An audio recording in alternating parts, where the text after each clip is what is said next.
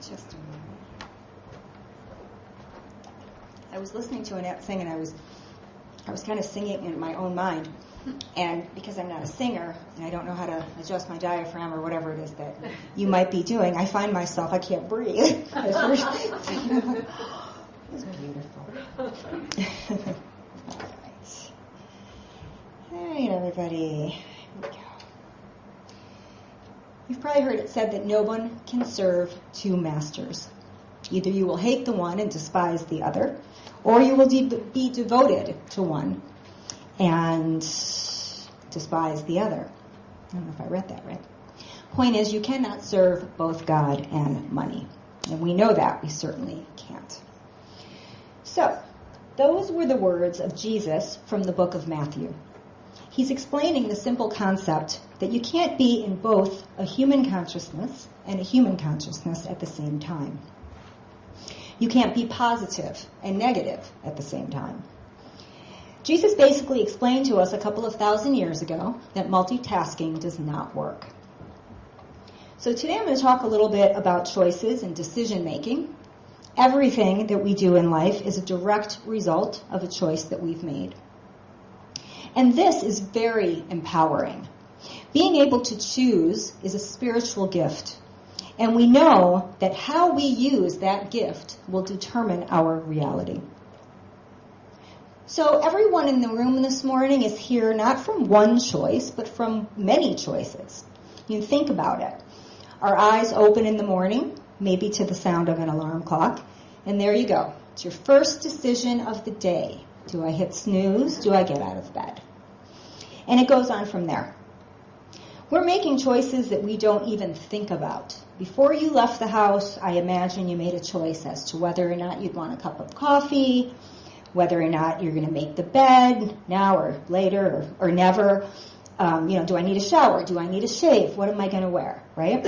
And so because this was on my mind this morning, all I've seemed to have seen this morning is countless opportunities to choose. And it's little things, mostly. But when we're consciously aware, we see all these little things. And that's what's so great about conscious awareness, is we stay in the flow. So the things that we do habitually over time become planted in our subconscious. They're really no longer choices, they become habits. Habits are defined as a regular tendency or a practice, especially one that is hard to give up. But not all habits are bad. These morning routines we've got, they're habits. These are morning habits. But it's worth a reminder here about how our consciousness works.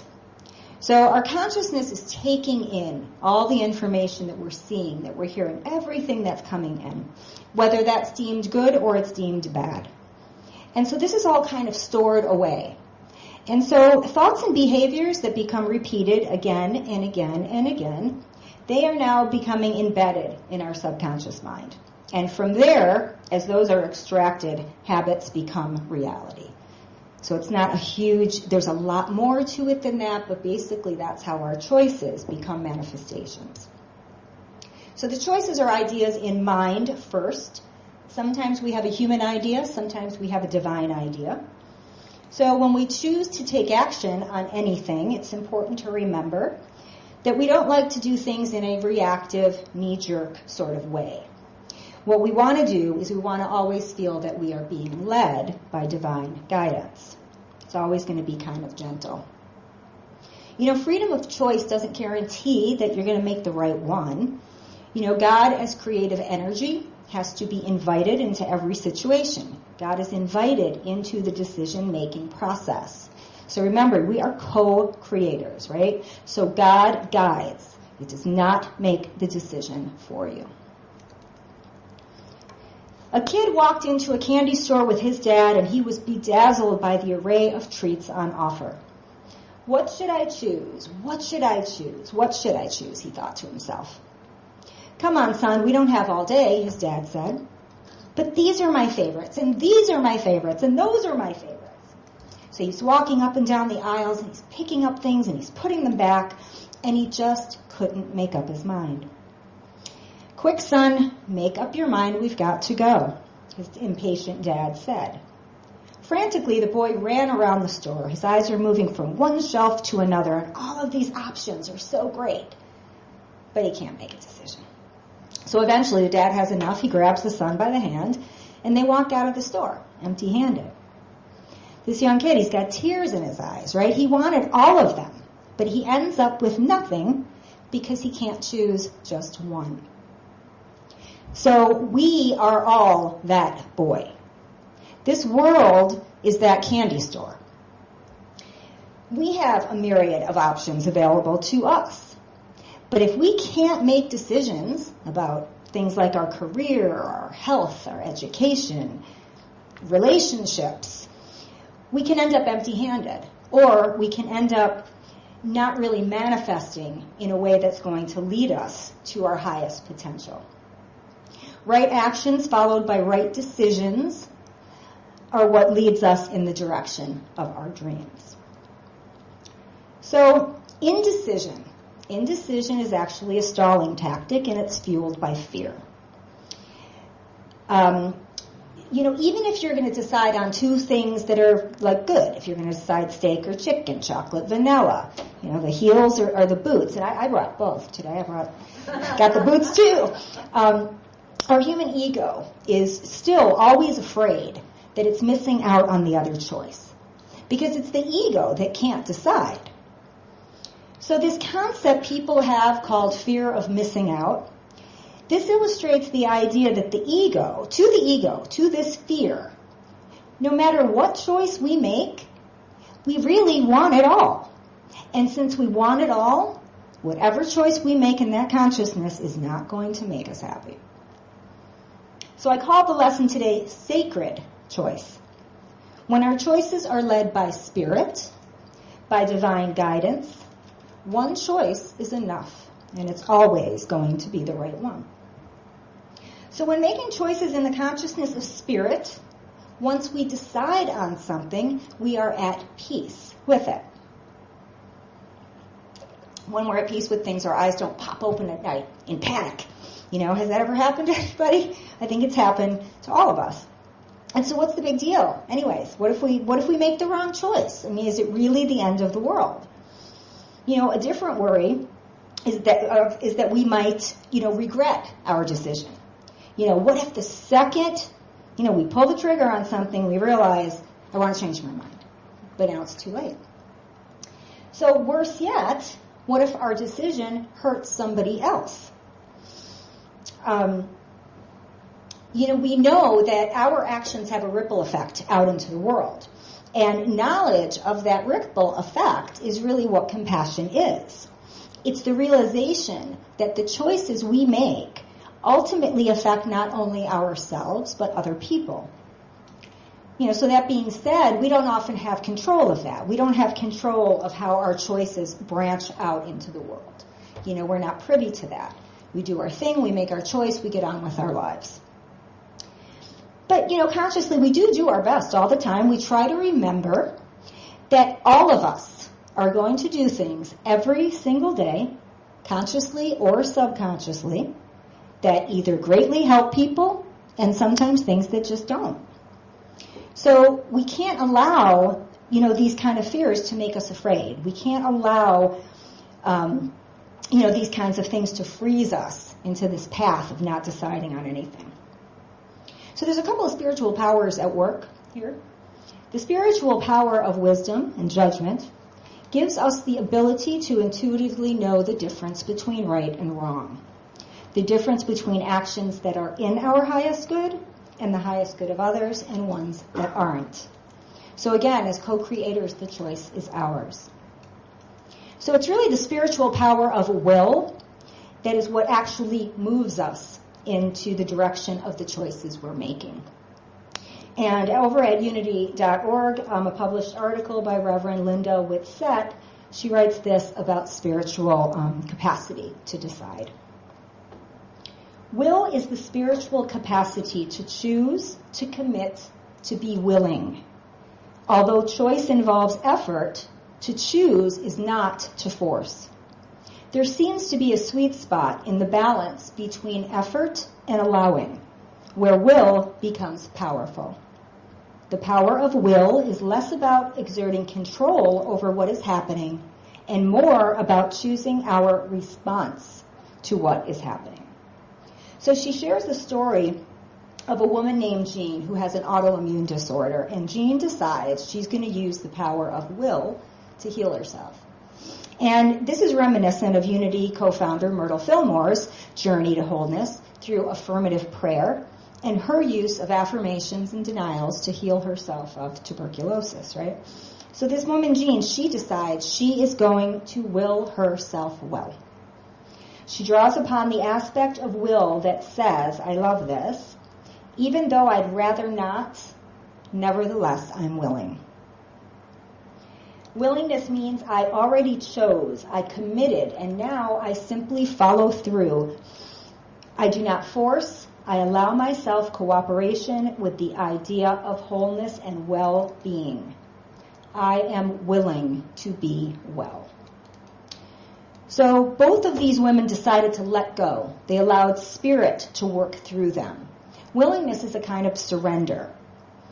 And we can apply that principle to anything in our life. When we recognize and know that we can pretty much will ourselves to do anything, good or bad. Henry Ford famously said, whether you think you can or you think you can't, you're right. So why not then use the gentle power of surrender to help us follow through with the choices that we've made? Making decisions can sometimes ignite a fear of change, especially when staying where we are is no longer an option. Choosing between two new things is to choose to do something different than what you're currently doing. Making a choice to do something different is making a choice to change. And whether the change is big or small, change for most of us is scary. But it doesn't have to be. We have to remember that even when it's hard, the freedom to make our own choice is always going to be less scary than having a decision made for us. It doesn't always seem that way. Sometimes I think that we wish somebody would make some of our decisions for us. We think, maybe if I just wait long enough, somehow magically, it'll be taken care of. Smiling, yeah, we do. If we wait long enough, right? So, the most part, we pick and choose over the easy stuff easily. Choosing between Coke and Pepsi, no sweat with that. But then you have decisions about medical care and finances and the big stuff, and then it doesn't seem like such a privilege anymore, But like our friend Job, we accept the good and the perceived bad in life because we know in truth both of those things are from God. Now, sometimes this very labeling of our choices as being good or bad, that's going to cause you anxiety and indecision. It always comes back to this fear of, I'm going to make the wrong choice. I'm going to choose the bad one instead of the good one, always. So instead of considering your options as good or bad, conscious awareness asks us to observe. And then we choose what is in the highest good for everyone concerned, including ourselves, especially including ourselves. Sometimes we forget. Sometimes the inability to choose comes from some old belief system we have that told us it was selfish to look out for ourselves, that it was selfish to seek and then obtain, thoughts and things and feelings that bring us joy. And that's nonsense. The choices we make so that we can express ourselves the best that we can be in the world, kind of has to be the first thing to do, because if we don't do that, how can we even begin to decide who or what is in our best interest? And I want to quickly talk a little bit about who, okay? Do we choose wisely all the time when it comes to people that are in our lives? They say that families choose us. Does that mean that we choose them? We make commitments to relationships and friendships and marriages, and they break up every day. So what happens?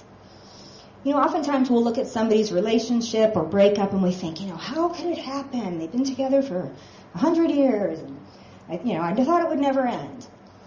But you're probably familiar with an adage that says that friendships last for a reason, a season, or a lifetime. And the choices we make in regard to who we spend time with in life are some of the most important choices that we are ever going to make. Our relationships with others, whether it's family or friends, are what provides some of the richest experiences in our lives. Our relationships help us to learn and to grow. Science and psychology have proven that without relationship, humans could not fully thrive. So this is not a Coke or Pepsi decision. This is important because this life is not that long. And since our choices are creating our reality, it's important that we don't let outside influences or some sort of guilt prevent us sometimes from cutting ties with people who may no longer have our best interest at heart.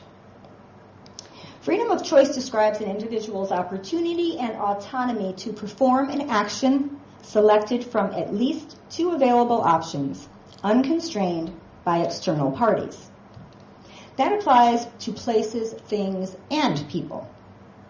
Some people are not good for our health, and this is not a judgment on them. It's just simply sometimes 2 human personalities just don't work well together anymore.